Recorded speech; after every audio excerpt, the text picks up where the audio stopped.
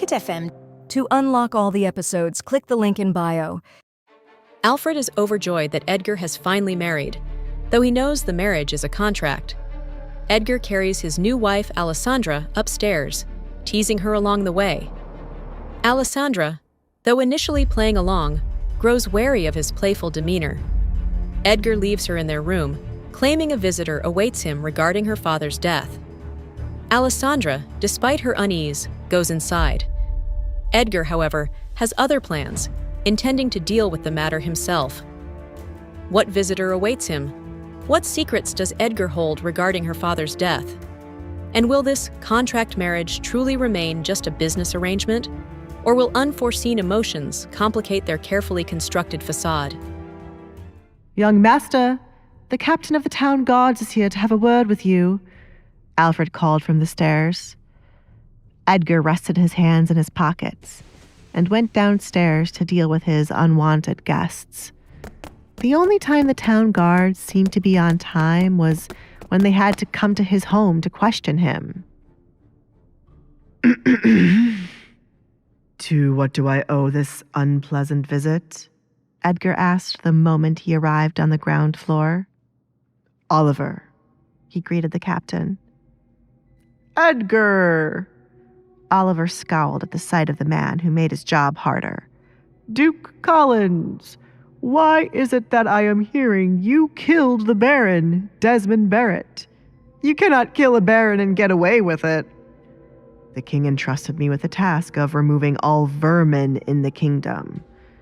I was merely doing my job, and it didn't help that the Baron was manhandling my wife.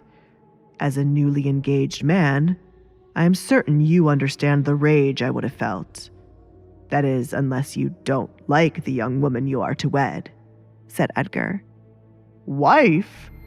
Oliver gripped his sword, annoyed by the news. "Everyone knows you are not married, Edgar. The Baroness spoke nothing of you being her daughter's husband, and I know you would never marry Kate." Oliver knew Edgar well enough, as they used to be friends, but they grew apart as they got older. "I am married to the Baron's other daughter, Alessandra." Edgar showed his finger with the wired ring. "The Baron's masked daughter?" Oliver was shocked to hear this. No one in their right mind would marry the girl with so many rumors surrounding her. Then again, he never thought of Edgar as a sane person. "Did you marry her only to justify killing her father? I can still have you thrown in a cell for killing a baron and have the marriage annulled. Alfred, bring me the papers on my desk labeled Desmond Barrett. They will contain enough evidence for you to get the hell off my property. As an old friend, it's a shame you have not said congratulations." Edgar feigned sadness. "I will only congratulate my friends, and not a tyrant duke." Oliver was suspicious of Edgar suddenly being married to Alessandra, when the Baron was now dead. Edgar was never the type to care about relationships, and to one day just be married out of the blue? Edgar was not meant to end up with anyone. "How long are you going to be angry with me when you are the one slowly distancing yourself from me?" Edgar asked, as he could no longer deal with Oliver meddling in his affairs. Oliver stared at Edgar, the years of friendship and rivalry swirling in his gaze. Edgar, always a wild card, now shrouded in mystery and a marriage that seemed to have sprung from the shadows. Was this a calculated move, a desperate gambit to cover his tracks? Or had something truly shifted within Edgar, a flicker of genuine affection for the enigmatic Alessandra? Hey, I'm Alessandra. If you're wondering what happens next, download the Pocket FM app now and listen to the exciting episodes of The Duke's Masked Bride.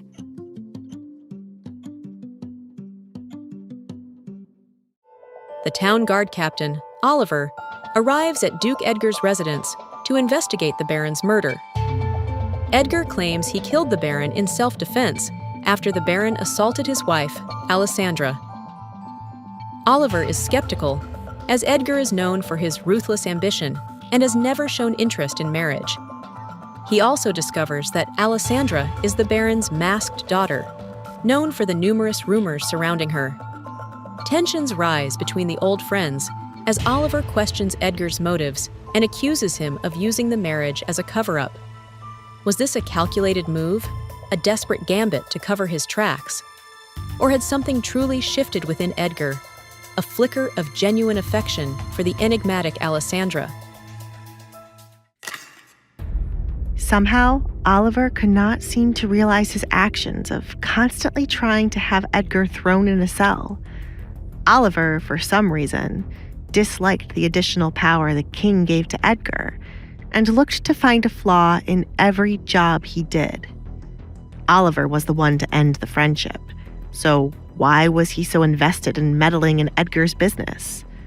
Edgar had long let go of their friendship after Oliver started to distance himself in the past. Don't flatter yourself, Edgar. In case you have forgotten, I am the captain. I oversee matters on this side of the town. Wrong. You force yourself to be involved in anything with my name attached. I have eyes and ears all around the kingdom, Oliver. Since we used to be friends, I have tolerated your ways, but I cannot any longer. You can question me about the death of the Baron as it is your job, but do not allow whatever ill feelings you have towards me to make you forget what kind of man the Baron was. Edgar had been in this position where Oliver would question every single move he made, even if Oliver knew Edgar's actions were justified. Young master, Alfred returned with a stack of papers and handed it off to Oliver. Go through it well and see the crimes Desmond has piled up. You might hate me, but you know I never kill without reason. A good host would show you out, but I have no intention of watching you and your men leave. I have a wedding night to enjoy.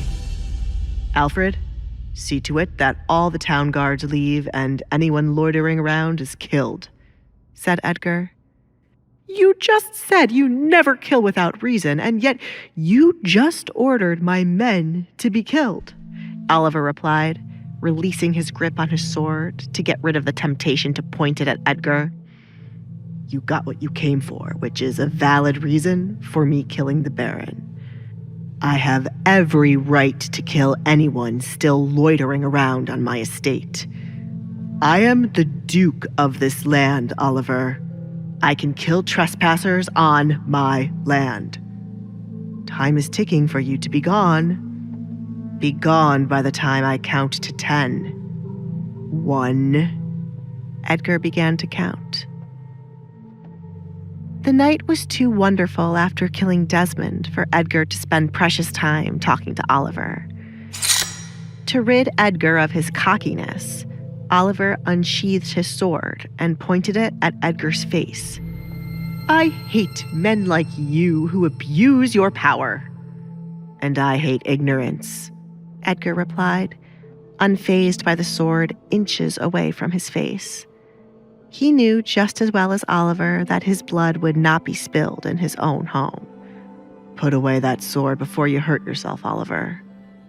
You walk around like you are the king, but I will be watching and waiting for you to mess up. Get an actual hobby to occupy your time, Edgar recommended. Even if what you have in the papers were enough to kill the Baron, you must speak with his wife. The Baroness wants to have a word with you. After watching her husband be slain by your sword, she deserves an explanation considering you are walking away free. Good night. Oliver retreated his sword. He took the stacks of paper from Alfred and then proceeded to leave as the other guards were waiting on the outside. The tense air crackled as Oliver finally retreated, the heavy estate doors closing behind him, leaving Edgar alone in the grand hall. The Duke, a man of immense power and chilling calm, had successfully deflected Oliver's accusations and veiled threats. But the encounter left a lingering unease. Had Edgar truly acted justly in slaying the Baron? And what of the Baroness, waiting for an explanation, her grief surely burning with a desire for vengeance. Hey, I'm Alessandra. If you're wondering what happens next, download the Pocket FM app now and listen to the exciting episodes of The Duke's Masked Bride.